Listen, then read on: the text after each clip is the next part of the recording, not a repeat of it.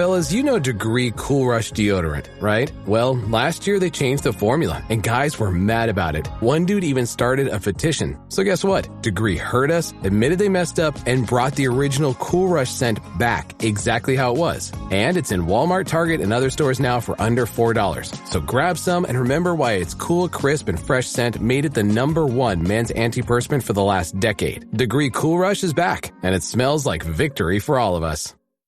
Auto insurance can all seem the same until it comes time to use it. So don't get stuck paying more for less coverage. Switch to USAA Auto Insurance and you could start saving money in no time. Get a quote today. Restrictions apply. USAA. I think you're on mute. Workday starting to sound the same? I think you're on mute. Find something that sounds better for your career on LinkedIn.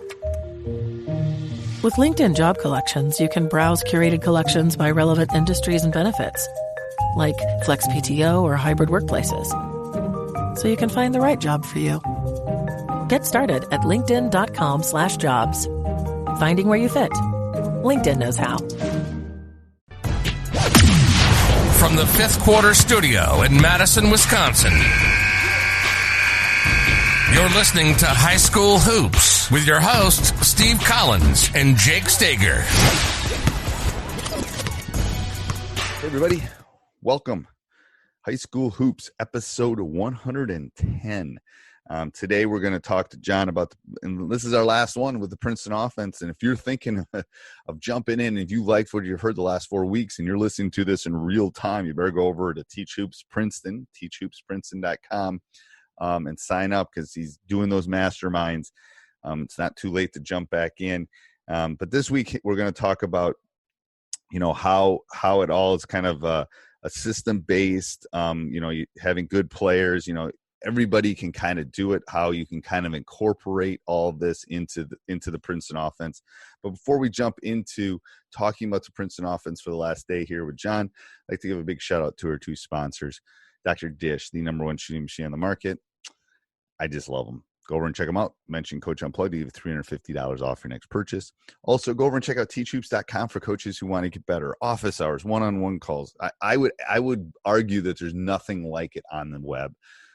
It is a one-stop shop, and the mentoring program, if you're thinking or questioning whether you're going to have a season, this is the place to go because we're gonna walk you through it if you don't have a season.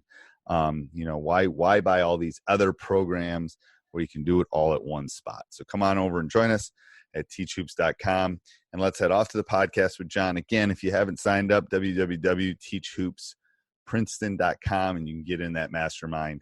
It is so good. Let's head off to the podcast. All right, last day that we're going to talk about the Princeton coach. So what are we going to talk about today? So, I think one of the biggest places coaches get hung up is I don't have the players to run it. I can't run it with my group. And a lot of coaches will – for me, it's a pet peeve is coaches will every year they'll change their offense completely. And we like to have a continuity. And Princeton's – it's not a rigid offense. It's just not – you can always adjust it and change it to mold it to your players, or you can mold your players to it. So that's one of the big problems is I don't think my players can run it. I don't have they're either not good enough or they're too good. Or they won't want to. So let's play devil's advocate. Let's say I go in and in October I tell the guys, because we didn't have a summer this summer really, and I go, hey guys, we're gonna dump what we ran before and we're gonna run the Princeton. Here we go. And they're gonna look at me like I'm literally a Martian. Because nowadays they all know what it is ahead of time. Right. That's that passing, cutting stuff, coach. Oh, I ain't doing that. And I'm a Dartmouth grad. They're gonna you want to run Princeton? They'll make some stupid jokes. You'll have two camps. A lot of the players who don't get to touch the ball is we get to touch the ball now, and a lot of players, your best players, the ones that's the hard sell. Okay. So let's say you are running into that problem. You want to run it, but I don't know if this kid or this kid is going to buy in. If they don't buy in, no one else will buy in. And this is what I tell them. If depending on the offense that they've run in the past, I'll tell Justin. I'll say, hey man, listen, on the other team scouting report, you're our best player. They take you away and they take Nick away. Now what are we going to? They're going to make the other three of us beat us. But what happens? Did you watch The Last Dance, Coach?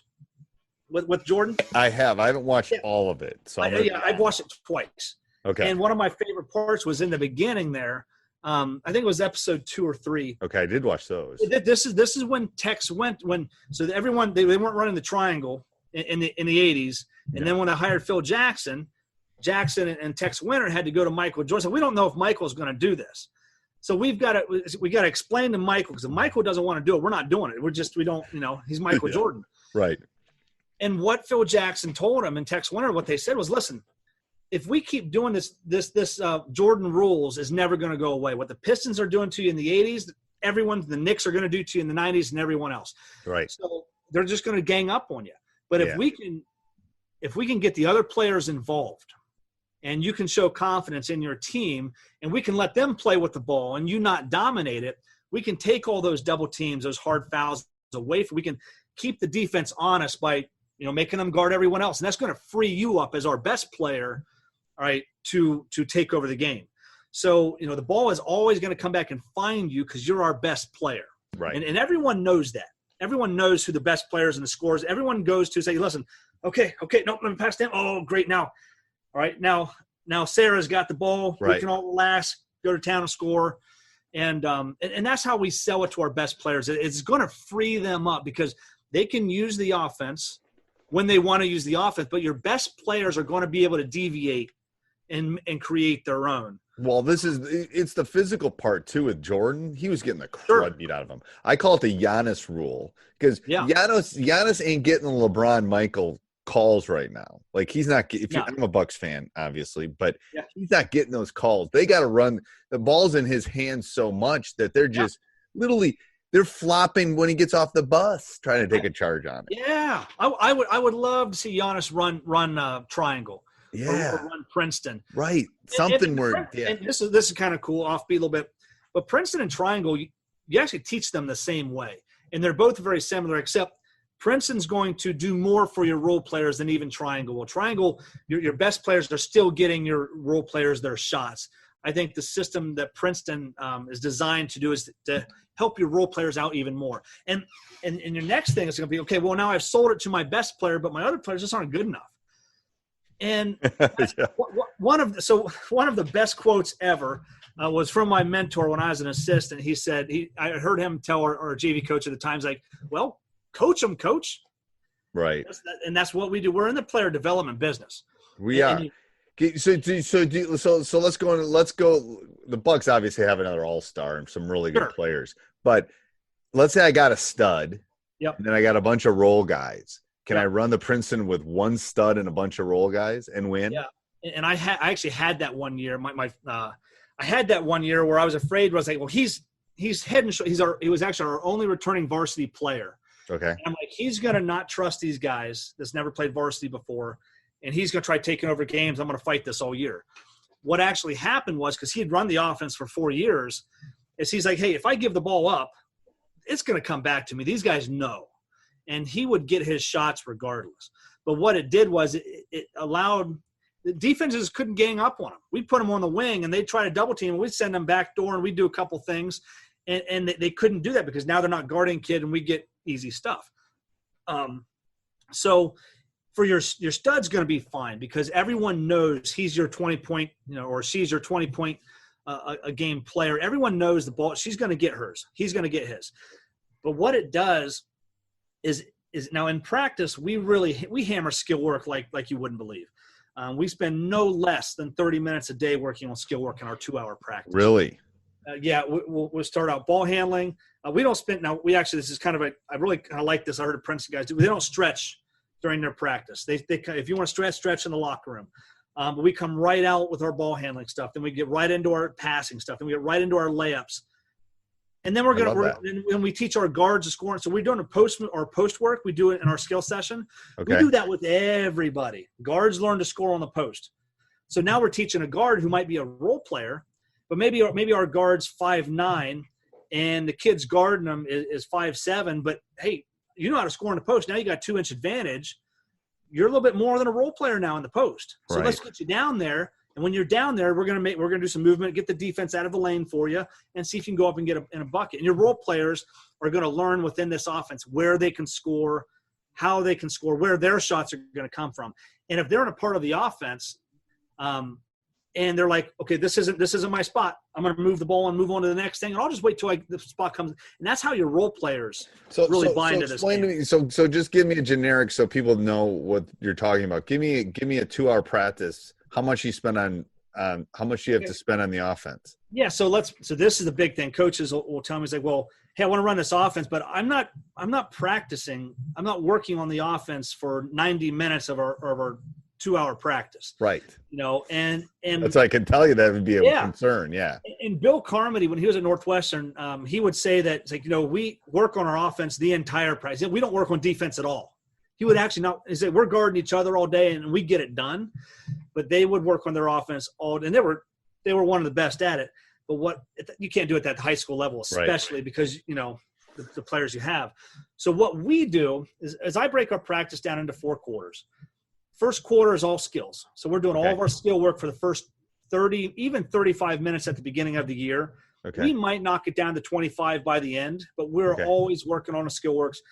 We do layups for 8 minutes a day, 8 minutes of layups a day. Because when we get layups, you'd be surprised when you watch our Princeton team, when we do our layups, and then you watch another team do their layup drills, there's a difference in how easily they finish and how fluid they are when they move. When I was a girls coach, we were doing layups for a week. We got really good in 1 week because how many layups we did in our skill session. Right. And then I come and watch the boys freshmen because I was coaching the freshman girls at that time. Then the freshman boys came in and JV boys started doing the layups. I'm like, boy, they're really struggling with their layups. I think we got them here. But we spend that 30 minutes, we hammer our skills. The next 30 to 35 minutes is going to be offense. And this is where we're going to break down the offense for the players. So, and what we do, how I call it, we stack our practices. So the skill work that we're teaching our players in that first 30, 35 minutes of practice, when we go into our offense, when they get to the parts in the offense where it's time to score, we've already done that skill work in practice. Okay. So they're really doing that skill work in that first 30 minutes of practice. Then the next 30 when they're doing the offense, they're doing the offense and the skill work. Okay. Because they're getting the post. Yeah, they're doing more than one thing. Yeah. They're getting the same types of layups that we worked on the first part of practice. The next 30, 35 is all defense. And we actually teach our defense with a very similar progression method that we teach our offense in. And then that last 20, 30 is up and down the floor. Now this is where this is where we do our special situation, our transition. Okay. But in the beginning of the year, Steve, we're gonna stack everything. So we're gonna do a 5-on-5 rebounding. I'm gonna shoot the ball up. We got 5 guys on offense, 5 guys inside on defense. If you get an offensive rebound, go and play, get a bucket and score. Defense is now gonna get the ball out and go up and run transition. They're gonna run whatever our transition is. Right. And then we're gonna say, hey, run low post, get the point back door, which is the first thing that we did in the offensive session of practice. Right. So where we did skills, the first 30 minutes, and the skills within the offense, the second part, this last part of practice, we're doing our transition. We're doing our transition, but we're also doing we're finishing with the same offensive sets that we did early in the practice. So we're not doing our offense the entire practice, but we stack it so they are getting more reps. Do you have to play man and play Princeton? I would say if you're actually no, and if you're a zone team, if you love running 1-3-1, 2-3, and you don't do man to man at all, it's actually you're going to have to kind of help them a little bit, but you might see your offense work better early on. Okay. In practices because you might not have great man to man principles. You might just dumb it down. Say, listen, hey, just stay between your man and the basket. Don't let them cut your face. And it probably, from a teaching standpoint, it probably works better initially just from the defensive when you're running the offense. Yeah. I see what you're saying. And I tell you what, for your players, I actually think sometimes Princeton works better against better taught defenses. Because the defense goes where they're supposed to do, then we can run some misdirection stuff, or we have a way of moving them out of the lane. Now, if you're teaching against a poor defensive team that's not as well disciplined, you might get some easier stuffs early on, but maybe that less disciplined team is a lot more athletic, so you have a whole separate type of problem. Okay. And so last question before we dive into the other stuff, can I run this against a zone? Yeah. And so one thing that if you run Princeton and run it well, you're going to see zone. Now, if you're at the high school level without a shot clock, and you build up a lead and they're saying, we're not doing that, we're going zone. Well, I've seen some coaches say, all right, we're just going to really slow it down now. I like running a basic zone offense. We didn't get too tricky with it, but chin works very well against the zone because if everyone's very familiar with chin, then let's just use a 2-3 as an example. So chin starts with a 2-pass reversal. Right. And then it comes with a what we call a shuffle screen, which is a back screen, and then a drift screen.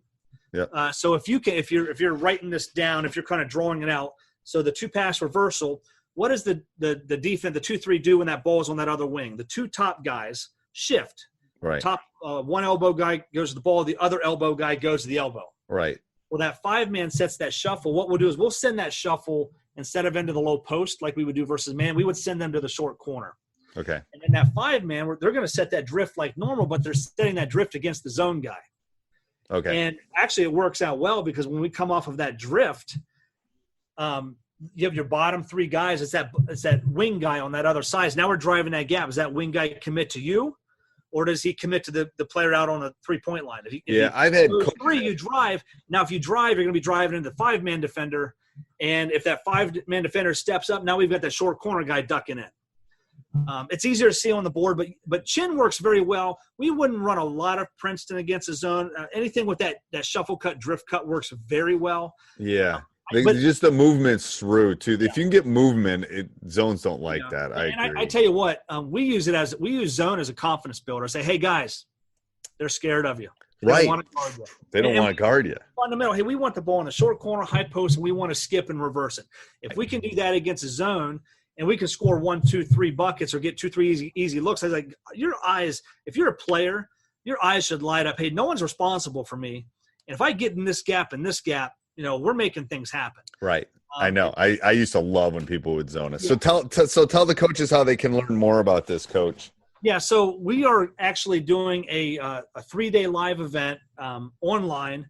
It's a 3-day Princeton Offense Mastermind.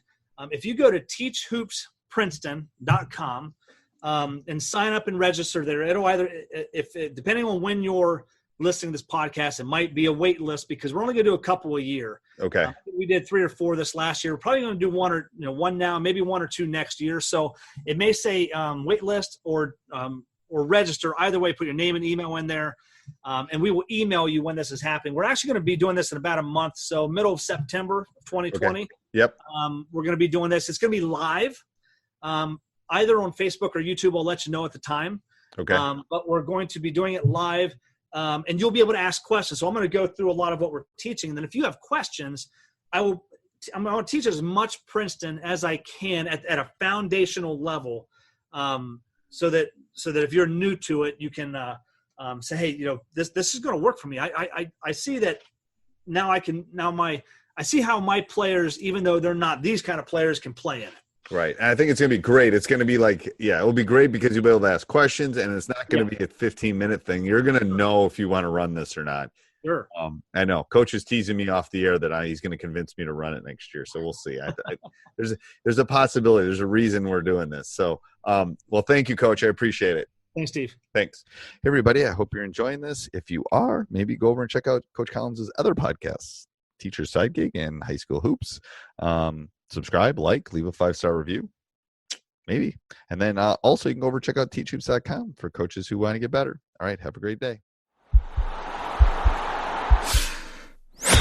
This podcast is part of the Sports Social Podcast Network.